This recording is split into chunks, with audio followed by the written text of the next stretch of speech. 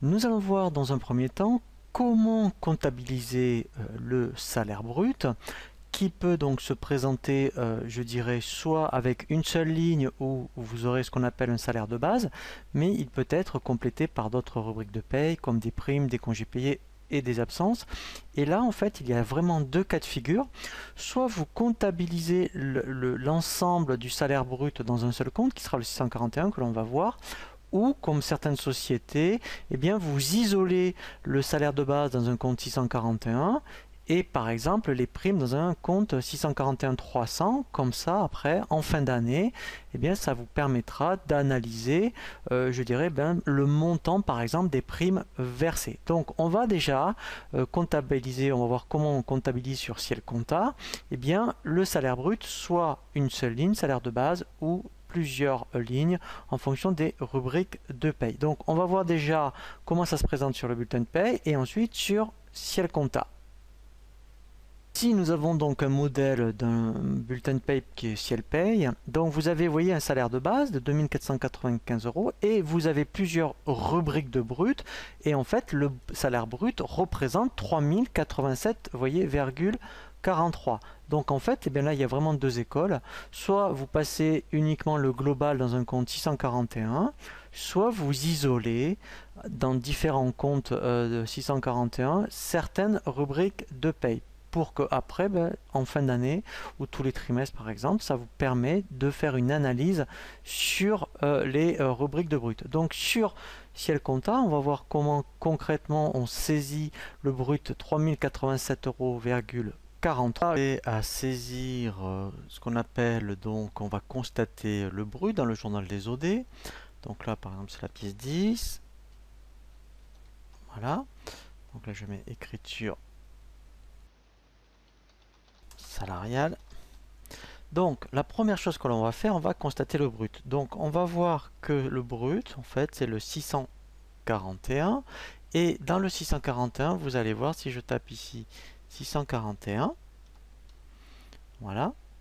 Voilà, alors nous là on va faire simple, hein, on va constater l'ensemble du brut. On a vu que c'était 3087,43, mais vous pourriez très bien, si vous voulez faire de l'analyse, en fait, hein, distinguer dans différents comptes de 641 les congés payés, les primes. Comme ça, moi, ça vous permettrait effectivement à la fin de voir qu'est-ce que représentent les congés payés et les primes. Donc moi je vais faire simple, je vais tout mettre dans ici 641 000.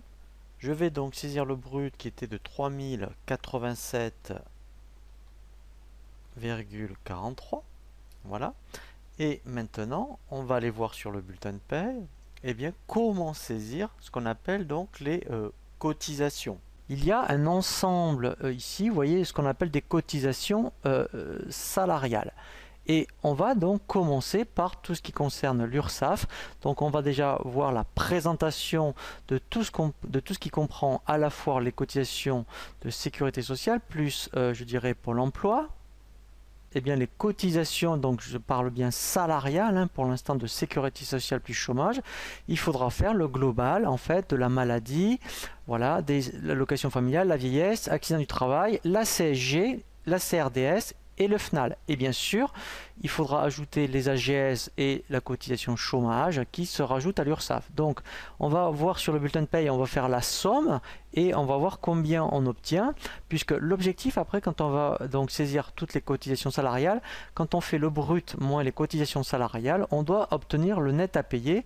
Et quand on va le saisir en compta, le montant du net qui va correspondre au 421 net à payer doit correspondre au bulletin de paye. Donc là, on va aller additionner toutes les cotisations de sécurité sociale et de chômage. Et je vais additionner 87. Alors ici, donc il y a une présentation particulière, hein, sur Ciel Paye. Il y a d'abord toutes les cotisations CG, CRDS. Donc là, en fait, je prends 87,97, 1,73, 154,70, les 3,04, 23,16 €, 211,49, les 9,26 €, Pôle emploi, vous voyez, 74,10 € et je m'arrête là. Voilà, parce que les retraites, ça se passe dans d'autres comptes. Donc ça, en fait, l'ensemble, en fait, ça fait exactement, en fait, quand on fait le cumul, je dirais, des cotisations salariales de sécurité sociale et de chômage, on obtient un montant de 565,45. Je vais donc saisir dans le compte 431, qui est donc un compte sécurité sociale. Voilà, donc si je vérifie, voilà, ici, 431. Voilà, vous voyez, c'est bien ici. Je vais donc ici saisir au crédit 565, voilà, virgule 45. Donc ensuite, après, effectivement, on va revenir sur le bulletin de paye pour voir, eh bien, pour ce qui concerne les cotisations retraite. Donc, en fait, qu'est-ce que comprend les cotisations retraite? Pour l'instant, en fait, on voit un bulletin non cadre, donc parce qu'en fait, il y a ce qu'on appelle un régime non cadre et cadre. Donc, pour les non cadres, ça s'appelle l'ARCO, pour les cadres, ça s'appelle l'AGIRC.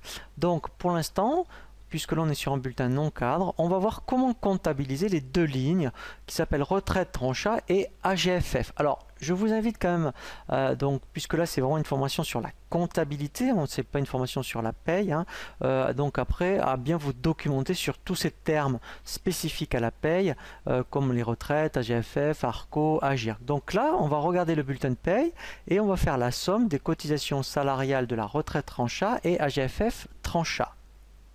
On voit donc que la retraite non cadre est de 95,71 € et la GFF de 24,70 €. Donc en fait, ça fait un total de 120,40 €.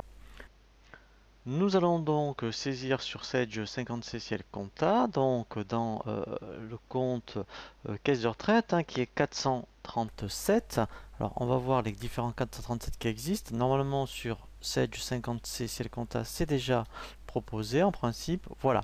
Alors moi je l'avais sûrement déjà modifié, donc là je vous invite vraiment à consulter la formation sur la Sage 50 CCL Compta pour la mise en place du plan comptable. Donc je vais prendre celui-ci, 437 100, voilà, et donc là je vais taper 120,43 €. Maintenant, eh bien, vous pouvez avoir, puisqu'au moins au minimum des mutuelles, voire des prévoyances. Et là, pareil, vous pouvez avoir donc des prévoyances pour les non-cadres et cadres qu'on peut donc isoler sur deux comptes différents si on veut faire des analyses. Donc là, comme on est sur un bulletin non-cadre, on a une mutuelle non-cadre de tranche A. Donc là, il faut utiliser un compte spécifique. Nous allons donc saisir la mutuelle sur un compte donc spécifique. Donc ça sera un 437, ça c'est sûr. Donc là ici, je mets 437 et dans afficher la liste, voilà. Donc là, je mets 437, voilà. Voilà, donc là il y a la prévoyance. Alors même je vais créer, vous voyez, le 437 300. Voilà. Ici je mets mutuelle. Voilà, je fais OK. Voilà. Et donc au crédit, je vais saisir, donc il y en avait pour 31,07 au niveau salarial. Voilà. Et ce qui va être intéressant déjà, c'est que là en fait on a saisi toutes les cotisations salariales. Déjà vous avez un moyen de vérification pour savoir si ici au crédit par rapport au salarial que vous avez, que ça correspond bien sur le bulletin de paye au montant donc des cotisations salariées. Donc déjà au moins ça c'est un moyen de contrôle, donc c'est ce qu'on va vérifier de suite. Voilà, vous voyez, retenue salariale, j'ai bien 716,93. Donc quand je vais saisir le net à payer sur Ciel Compta, je dois obtenir 2378,50 €. Donc c'est ce que l'on va vérifier. Ouais. Je vais donc saisir le net à payer sur cette 56 Ciel Compta. Donc pour saisir le net à payer, ici, c'est le compte 421. Donc là, je vais vérifier, normalement, il existe. Voilà, ici. Si je tape 421, voilà. Alors, une petite indication, vous pouvez tout mettre dans le compte 420 000, on dit que c'est un compte collectif, sinon vous pouvez les détailler, c'est-à-dire que si vous avez plusieurs salariés, là par exemple on est en train de saisir le bulletin de paye de salarié Dupont, vous faites créer, voilà, là on met 421 Dupont, voilà, là vous mettez salarié Dupont, et comme ça au moins vous saisissez que le net à payer du salarié Dupont. Donc là je fais solde, voilà, voilà, donc soit ici vous mettez vous saisissez bulletin par bulletin, soit vous saisissez le global, et là vous mettrez un 421 000. Mais en règle générale, on saisit salarié par salarié. Comme ça, après, quand vous faites les règlements des salaires, c'est plus facile. Voilà, et là, après, effectivement, vous voyez, on retombe bien sur le net à payer qu'on avait sur le bulletin de paye. Vous voyez, j'ai bien la même chose.